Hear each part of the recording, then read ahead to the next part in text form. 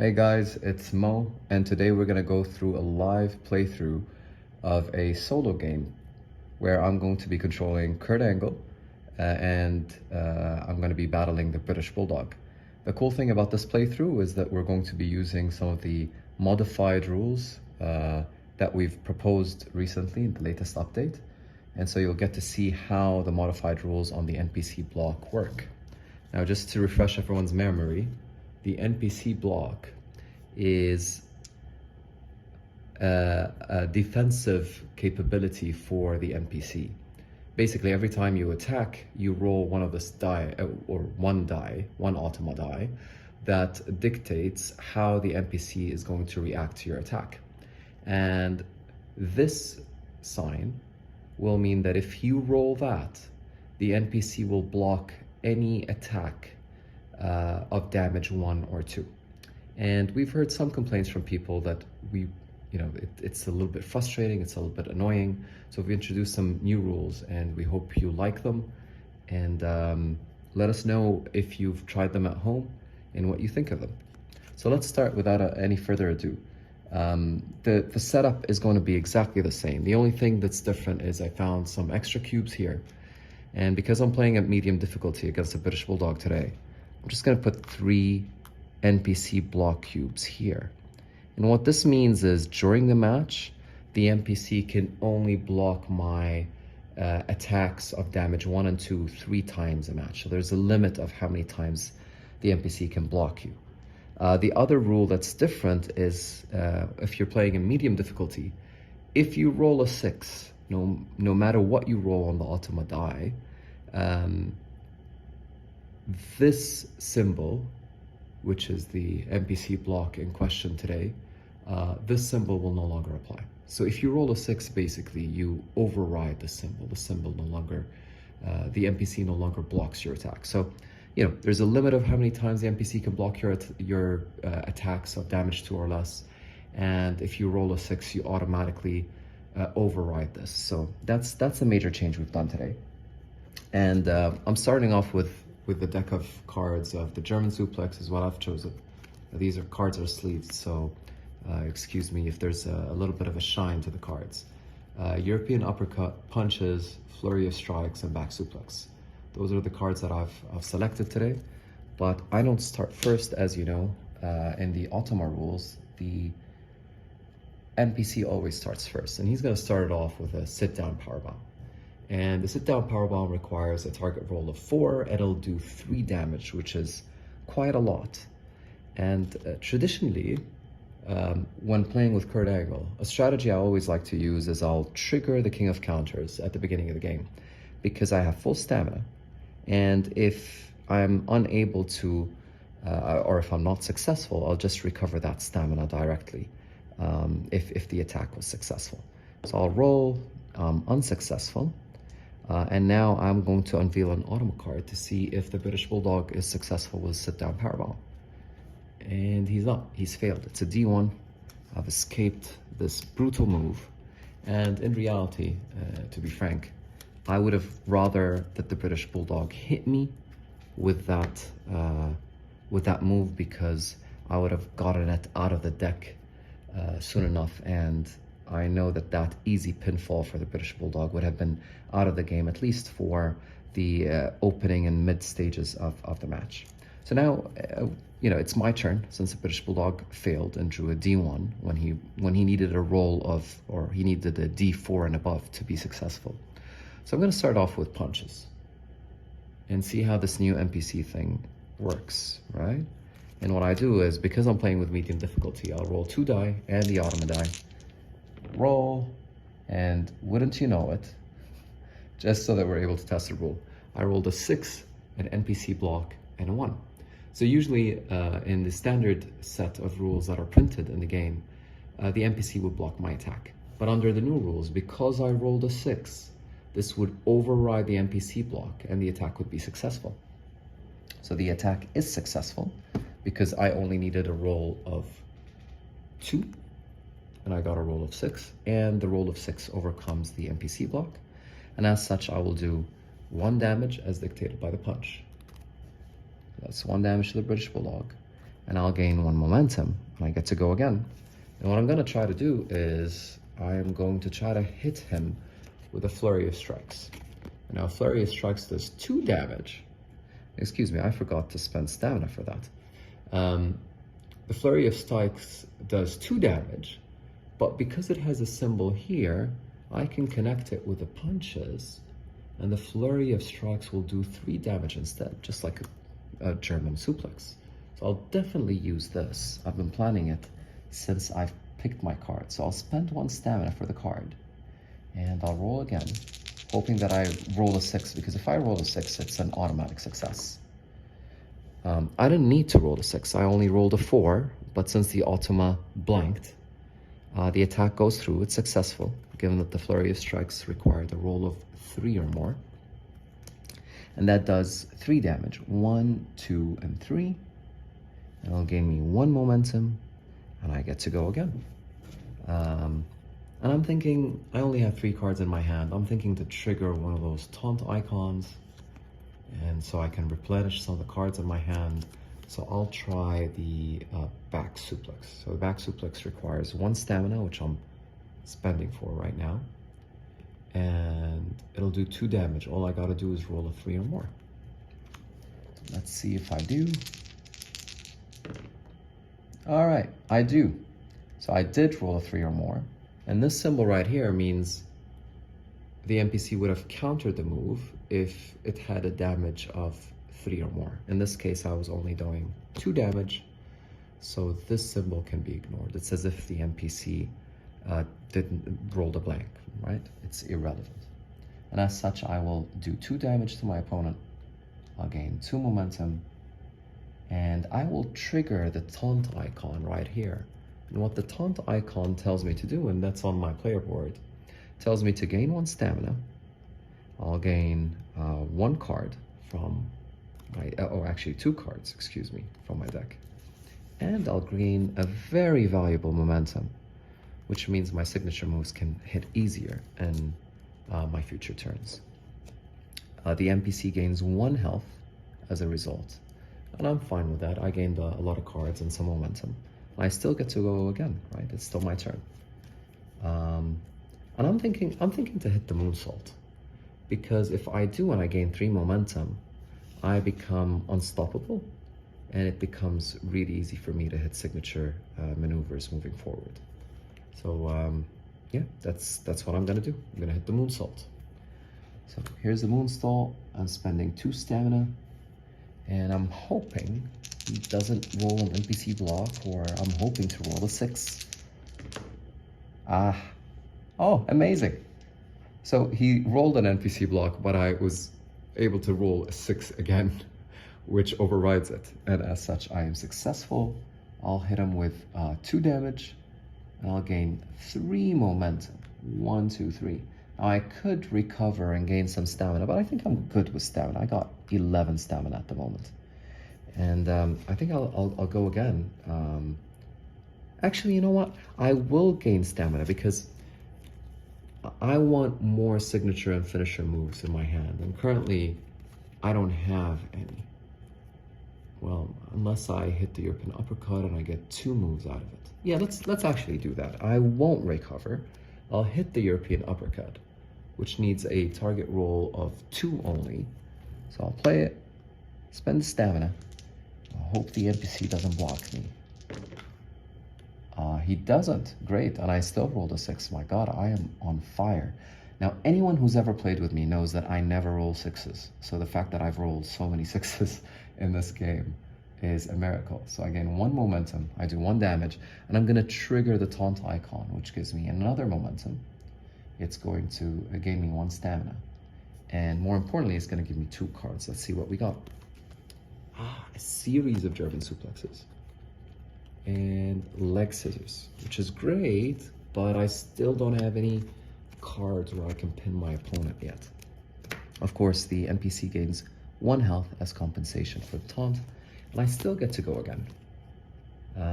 Yeah, let's actually try to chain these together. I want to chain a German suplex into a series of German suplexes, just like Kurt Angle would. So let's try to do that. I'll play a German suplex for 2 stamina. And I'm hoping he doesn't roll this, because this is the only way he's going to stop my attack, because a German suplex does 3 damage. And as such, if he rolls this, it'll reverse my attack. Or if he rolls this +1 cube, he'll also reverse my attack because he's already at maximum capacity. He already has 3 cubes. So instead of adding a cube, he would reverse the move. So let's see if I get lucky with this roll. So I hit what I needed to hit. See, my target roll was 4+, and because I had momentum, unstoppable momentum, all I needed was a roll of 2. And I got a 4. It was more than enough, but the NPC rolled this, and that means that because I cannot add any more cubes to the reversal icon, he actually spends the reversal, and he does 1 damage to me. He gains 1 momentum. This attack is unsuccessful. It gets shuffled back into the deck, the German suplex. I draw a card instead. Let's see what I draw. Not a bad card. And it's the NPC's turn.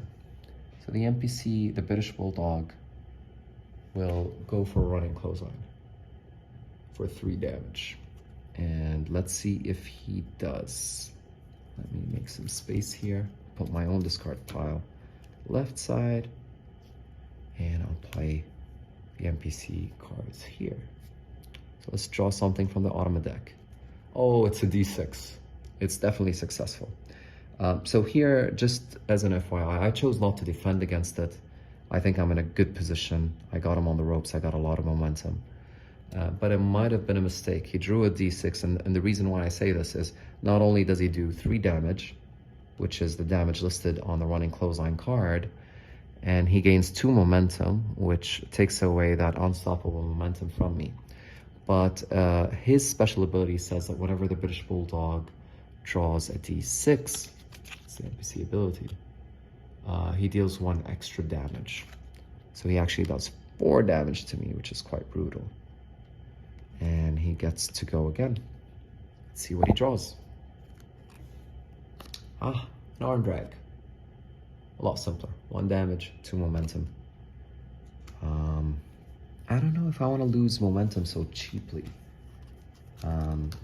Sorry, before I do that, I forgot to gain either 1 stamina or 1 card as compensation. I'll choose to gain a card. I like to have 5 cards in my hand. It gives me a lot more options.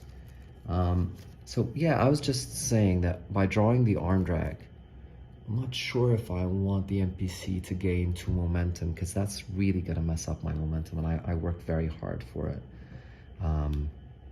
So I'm thinking I might spend some of these cards. So I'll spend the clothesline, the leg scissors, and I'll block his attack. I'll block the arm drag, so I have the chance to go again, and hopefully try to finish him off as soon as possible. He's still at 9 damage, at 9 health. It's not as if he has low health, but I think I have good enough cards here to make some noise. So I'll start with overhead belly to belly suplex, and I'll spend 1 stamina. And I need a roll of 3 or more to be successful. And again, hoping the NPC doesn't block this, so he needs to. He does block it. All right, so I wasn't lucky enough to roll a 6 this time. Given that this card does only 2 damage, the NPC blocks it with this roll. And what changes from the game that you've played is he'll spend 1 of those cubes to block it. So, you know, at least I've utilized 1 of his 3 blocks. I know that he's not gonna block me so many times in the game where it gets really frustrating. I'll shuffle this card back into the deck and draw another one. And the NPC goes again. Let's see what the NPC has. Drop kick. All right, let's go for a drop kick. I'm gonna let him have it. And a drop kick is a D2. He needed a target roll of 2, so he is successful. He does 1 damage to me. He gains 1 momentum, and I gain a card, I'm going to choose a card as compensation. Remember, every time you get hit as a player, whether it's in a 2-player game or a solo game, you can either gain 1 stamina or 1 card accordingly. He's going to go again. Flying crossbody. Wow. That's really going to tear at my momentum. I don't know if I care enough about my momentum to throw all my cards away, but I'm committed for now.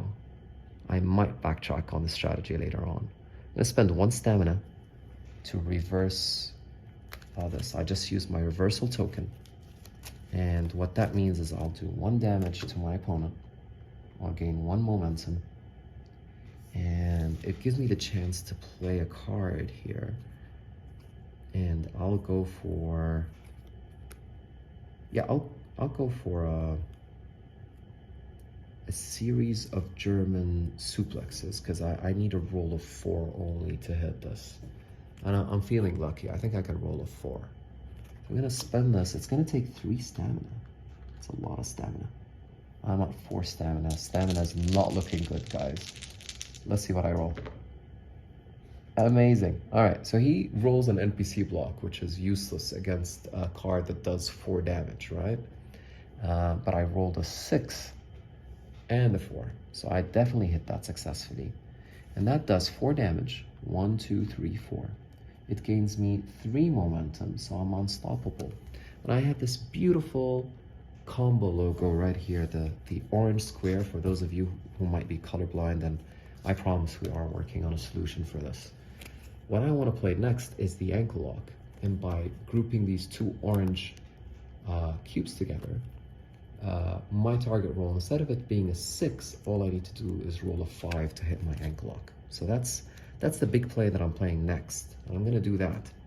But instead of rolling a 6, as I mentioned, because of this combo right here, I'll roll a 5. I need a roll of a 5 because I've comboed it up. But also this unstoppable momentum means that my finishers and signature moves require -2 target roll. So altogether, that's -2 target roll and -1. So instead of rolling a 6, I need to roll a 3, which is quite easy. I'm just hoping the British Bulldog doesn't reverse it. Yes! All right, so he doesn't. I am successful. I'm gonna hit him with all that damage, right? And there's no more momentum for me to gain. I did forget to spend my stamina, excuse me. I do apologize. I am low stamina, so it puts me in a risky situation. I'm very glad that he didn't reverse it. And I'm obviously gonna go for a pinfall. And the way pinfalls work in this game is usually you get 3 attempts to kick out. But because the British Bulldog has low health, you see this logo right here of -1 blue cube. That means that he gets 1 less kick out roll because his health is low. And so he only gets 2 attempts to kick out. And more importantly, because I hit him with my finisher, he gets even 1 less attempt to kick out. So instead of getting 3, he gets 2, 1. He only gets 1 kick out roll for -1 for low health and -1 for the finisher. And for me to win, he needs to draw any card that's not a D6. Oh, thank God. All right, so what this card means is that he would have kicked out if his health was 5 or more. His health currently is 1, and as such, given that this is his only pinfall kick out attempt, I win the match. Now, I just wanted to mention something very, very, very important. You've noticed that I had overridden the NPC block about 2 times. What that means is this mode, and we're calling it as a mode, we're not just adjusting the rules, this is optional for you to play, is a lot easier than the original game. So, it might be more enjoyable. God, I had a little bit more fun, but certainly it was a lot easier for me to win the match. So this mode will still be there. It's optional. Think of it as a house rule that you can use in your home if you feel like you haven't mastered the game, or if you don't like how often NPC blocks your attacks. I personally will stick with playing the original rules just because it's tougher, and I've played this game probably over 1,000 times, and I need that challenge. Thank you all for joining. Let us know what you think and do try it out. And I hope you do enjoy it. Thank you very much, and we'll see you soon.